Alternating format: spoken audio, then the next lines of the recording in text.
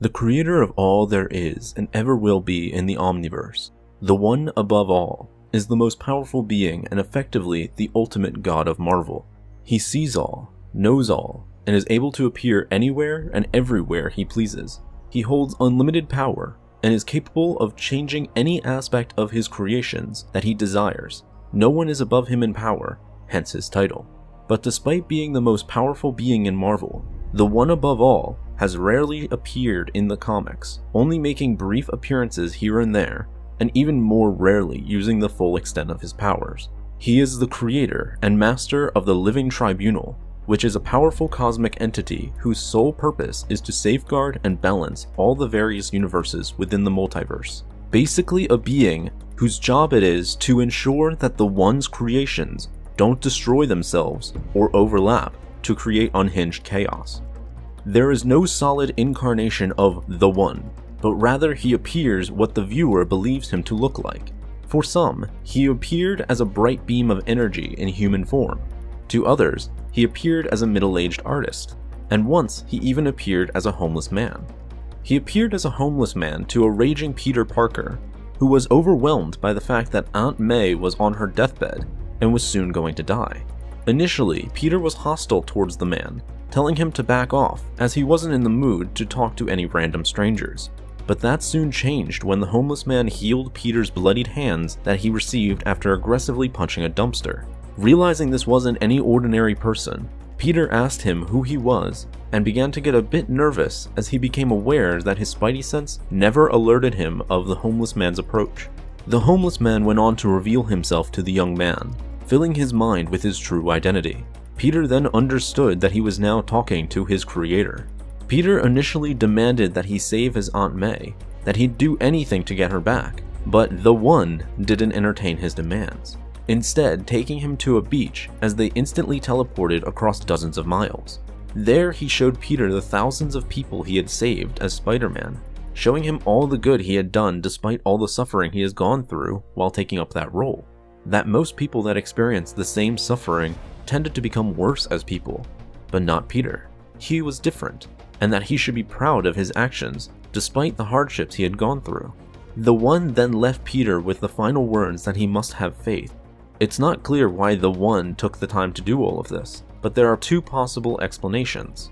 The first one could be that he truly cared for Peter, as he viewed him as such a pure person, so much so that he genuinely was proud of his creation, and he wanted to make him feel better without directly altering anything else. The One did in fact value the unique, and Peter was quite unique for a human, so he likely held a special place in his mind. The other explanation could be that the One was simply trying to better understand his creation's feelings. Maybe he didn't fully understand humans and wanted to get a direct glimpse into them. Some fans have suggested that it's possible that humans were not directly created by the One, which may explain his keen interest in them, but so far there haven't been any concrete answers to his motives.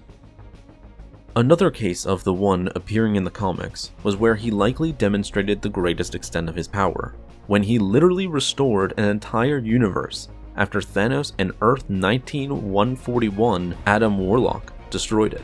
Thanos and Warlock accidentally destroyed the entire universe after the latter had absorbed the powers of the Living Tribunal, and with no means of recreating it themselves, they had to turn to the greatest power left, the One above all.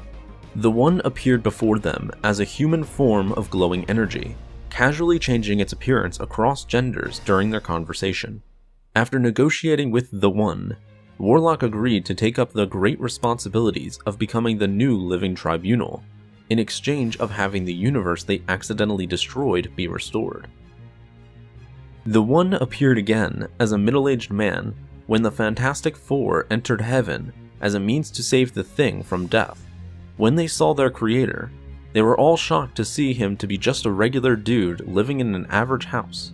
He explained to them that he appeared the way he did because that was how they saw him, for that was what his creations did.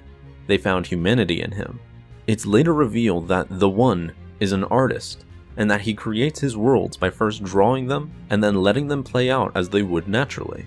This is a subtle nod to the audience, which implies that the One is basically the real-life comic book writers and artists. Anyway, The One later reveals to them his tool of creation, a simple pencil. Later, using the same item to heal Mr. Fantastic's burn on his face, he then told them that he was going to save Grimm from death before teleporting them all back to reality with their fully healed friend. So these were the three main instances of the One Above All appearing in the comics and having a huge impact on the story. Which of the three versions of the One do you guys prefer? The mysterious creator who indirectly influences his creations, like we saw him do with Peter Parker? Or the all-powerful creator that uses his unlimited power to reverse the consequential actions of some characters, as seen with Thanos and Warlock? Or finally, the more comical and light-hearted version of him, where it's a subtle nod towards the audience, that he represents the comic book writers and artists that produce the Marvel stories? Let us know in the comments below. Thanks for watching this episode of Hero History.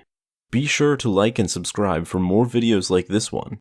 And as always, have a marvelous day.